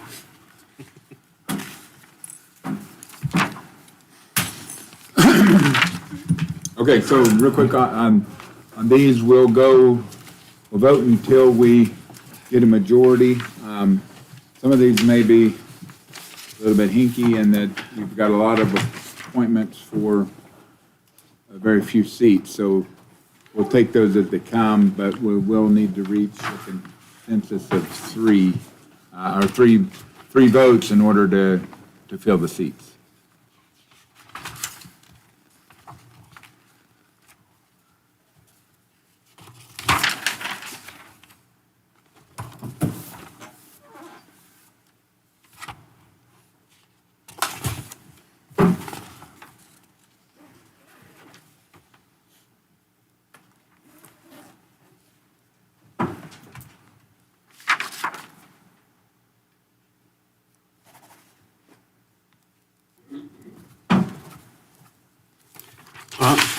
You want them? Please pass down your list. Secret ballots. They're not secret, John. Quit looking at them, John. Mr. Chairman, while y'all are counting ballots, some folks are wondering what the Board of Equalization and Review is, and that's basically your appeal process, for lack of a better term, for the tax issues. Correct, Abby? So every year, April, the first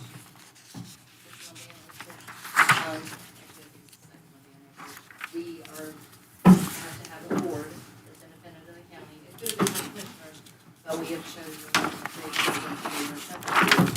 to hear all appeals for property. And they will meet, we'll advertise in the paper as soon as we meet with the new board and advertise the dates. There'll be several dates. And you can come before the board and appeal property values for the year. You can do that every year. And so just look for that in the paper or give us a call. It'll probably be on our website on the tax page of the dates that you will be able to appeal. All right, Mr. Attorney. There's 5 positions open. Okay, so going to the ballots, Ms. Keiser, if you will help me keep the tallies. For Commissioner Sherrill, we have votes for Gary Drake, Christine Flagg, Donald Holland, William Trick Jr., and Dwight Benson. Mr. Shields, we have Gary Drake, Christine Flagg, Donald Holland, Richard Leitner, and Kelly Polk.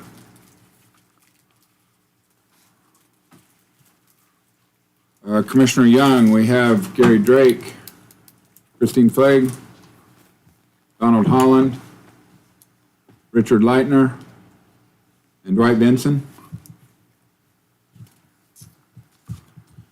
Danny Antoine, we have Donald Holland, Richard Leitner, Kelly Polk, William Trick Jr., and Dwight Benson. And Commissioner Breeden, we have Christine Flagg, Donald Holland, Richard Leitner, William Trick Jr., and Dwight Benson. So, Ms. Keiser, correct me if I'm wrong, it looks like we have 3 for Mr. Drake, 4 for Christine Flagg, 5 for Donald Holland, 4 for Richard Leitner, 2 for Kelly Polk, 3 for William Trick Jr., and 4 for Dwight Benson. That's correct. All right, so that goes. According to those receiving the top 5 and a consensus, we have Gary Drake. Nope. No. Nope. We got a tie for 5th, don't we? Mm-hmm. All right, Yes. so we have a tie. So we have a consensus for 4, and that's Christine Flagg, Donald Holland, Dwight Benson, and Richard Leitner. And so Yes. that leaves, we'll have another vote. You'll vote for 1 between Mr. Drake and Mr. Trick Jr. Does that sound right? Let's just, for the sake of time, let's just call a vote and by a show of hand. Can I interrupt? So according to the resolution, you have to have 1 person from Highlands and 1 from Mount Ayla. Gary Drake is our person from Highlands. And and the William Trick is not from Highlands. So he's not a representative of Highlands. But according to the resolution, we have to have one from Highlands, one from Monongahela, and then 3 from the Franklin area. Okay, so I've read the resolution, and it appears when that first went, the way that the board did it originally was each of the 5 board members each nominated somebody, and that resolution then went, each of the 5 different commissioners ended up nominating somebody from their jurisdiction. I don't think the resolution specifically does say, though, and you can correct me if I'm wrong, if you see that, that says that it is a mix. But we can, now that we've got that, we could go to closed session to discuss that further with council.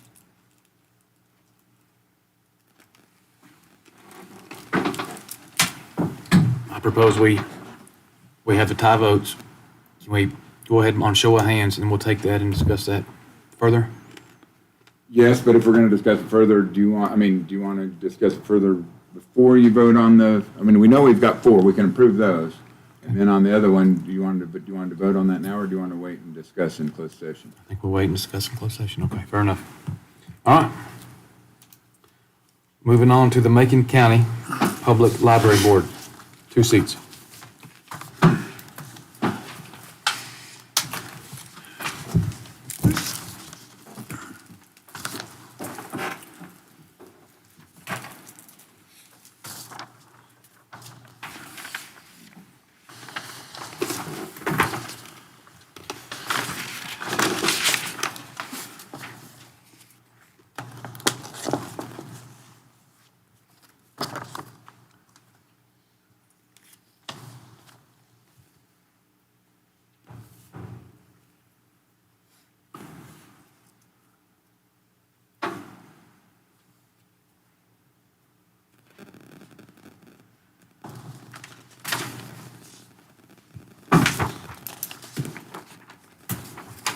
A lot of interest in this one.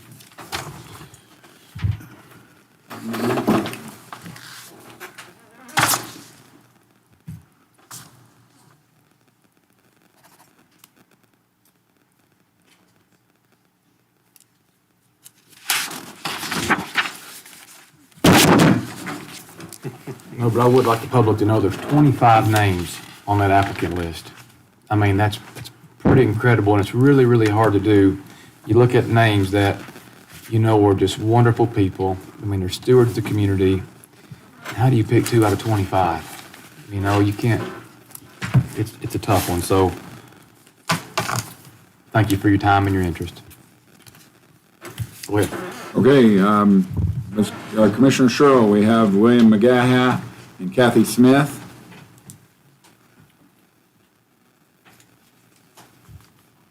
Mr. Shields, we have, Mr. Shields, you need to vote for 2, not, so if you could remove one of you've got 3. I was trying to cheat. Oh, and Josh, I see you got 2. Sorry, Commissioner Young, we got 2 there. We have 2 there. I got you covered, yeah. Trying to put this person in 2 places. Okay. So for Mr. Shields, we have Kathy Smith and Linda Tyler. Commissioner Young, we have Heather Dombrowski and Vivian Honey.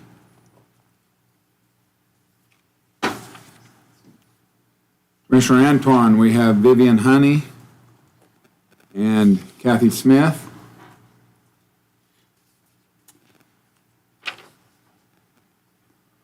Commissioner Breeden, we have Heather Dombrowski and Vivian Honey.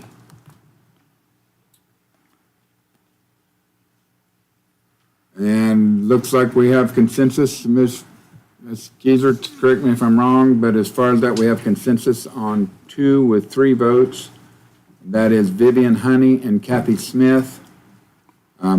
So we were voting for two, so I believe that's a consensus on the two that were appointed. That is correct. And who are those two? Those two are Vivian Honey and Kathy Smith. All right, moving on to Fontana Regional Library Board. One seat.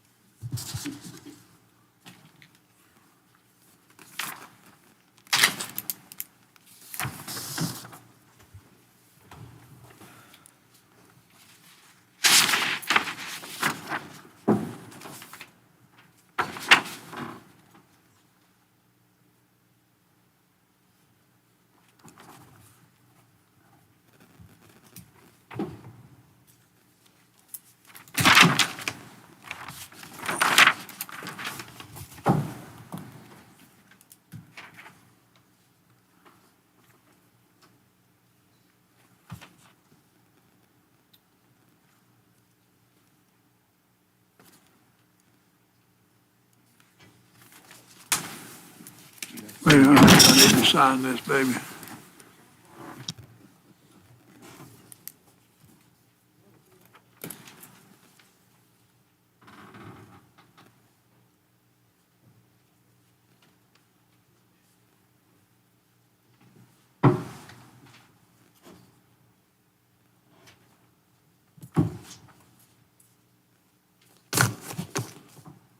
Okay, for the Fontana Regional Library Board, we're voting for one, for the one seat open. Commissioner Sherrill's vote is for Diane Catlin.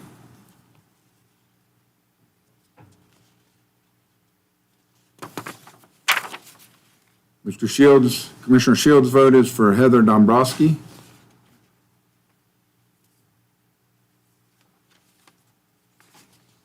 Commissioner Young's vote is for William McGaha.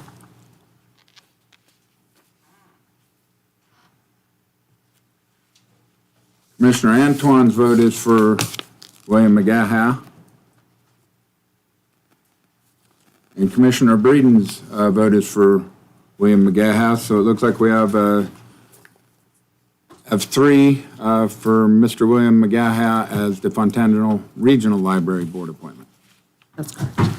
All right, moving on to one seat on the Planning Board. Mr. Chairman, if I may discuss about the Macon County Planning Board. Number one, Council, is Macon County required to have a planning board? And if so, would you please explain why? Well, I wasn't ready for that question, so since you're seeking legal advice, I don't know that one off the top of my head. I'll have to research that. Okay. Well, the reason why, I am the new liaison to the planning board, and planning board had a meeting in January before I was a liaison. The meeting in February was canceled, and this month's meeting was canceled. It's my understanding there are 11 representatives that were appointed to the planning board. And what are you doing? Oh. Why don't you go ahead and fill your ballot up, Mr. Sherrill? Well, if I had one, I would. Oh, there it is. Here, get these. I don't want to see these. But I'm concerned about the future of this current board with 11 members. Trying to get 11 members to agree to move things forward seems like it's a very difficult matter for this board. So I guess question number one, are we required by law to have a planning board? And if so, why? And I think moving forward, in my opinion, maybe this board should be reviewed. And if we are required by law to have one, to cut the board members down to maybe 5 members. I understand people have lives and things like that, but when you sign up for an appointed position, then you try with all efforts to attend these meetings. I was in Highlands in a scramble, the meeting date, and I rushed down the mountain to find out the meeting had been canceled. And I was prepared for that meeting and everything else, but it's very disheartening. And I know some of the members, the chairman of that board, had sent out an email that she wasn't very pleased with the outcome. And so that's just my opinion through the planning board. We can certainly go through this procedure to appoint a new member, but I think we need to review the planning board as a whole. So Commissioner Sherrill, I'll partially answer your question, which we need to review to make sure nothing has changed in the statutes. But I think you by ordinance, the Macon County Board of Commissioners by ordinance established the planning board here. And I believe the statutes say that you may establish that or you can perform those duties. So I think it would require, if any change to that, obviously you'd have to change the ordinance that established that, but we'll certainly follow up on that and make sure that nothing has changed in the time frame when that was originally established until now. All right, Okay. let's move on to this second Okay. right here. Okay, for planning board, vote for one. We have Commissioner Sherrill, Mark Han. Did I memorize? Hein. Hein, all right. Is Commissioner Sherrill. Commissioner Shields is Mark Hein. Commissioner Young is Commissioner Young is Mark Hein. Commissioner Antoine is Terry Prestia.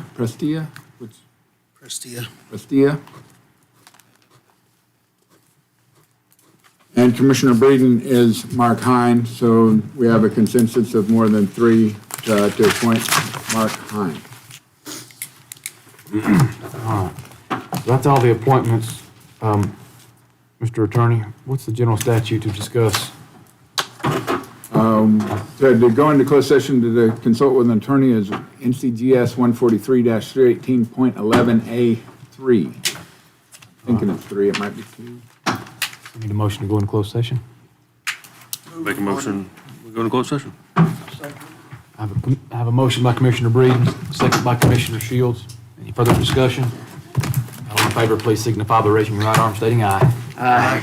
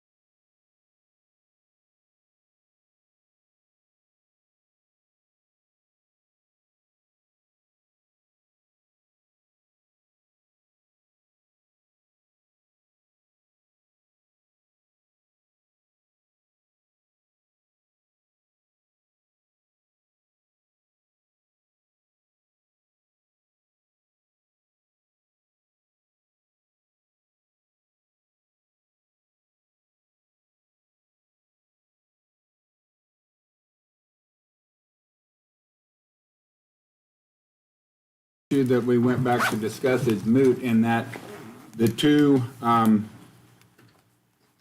second highest vote getters that are currently tied is Mr. Gary Drake and William Trick Jr.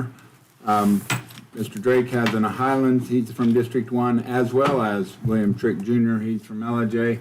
And so they're both in District 1, and so therefore the issue as to whether or not they needed to be from District 1 is satisfied. And so we will re-vote then for the fifth member of the board, and you will only be voting for one, and it will only be voting between Gary Drake and William Trick Jr.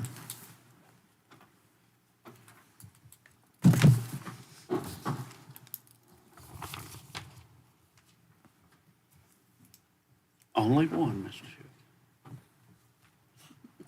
Check yours out. Oh, okay. Put your name under that.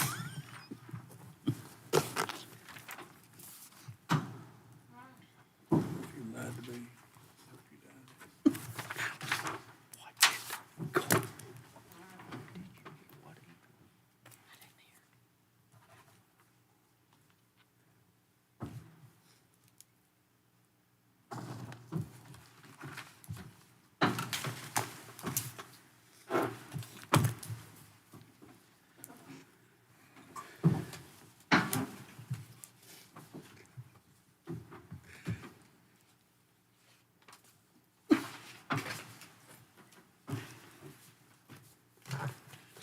Okay, on the second vote between Gary Drake and William Trick Jr., Commissioner Sherrill, his vote is William Trick Jr. Commissioner Shields' vote is William Trick Jr.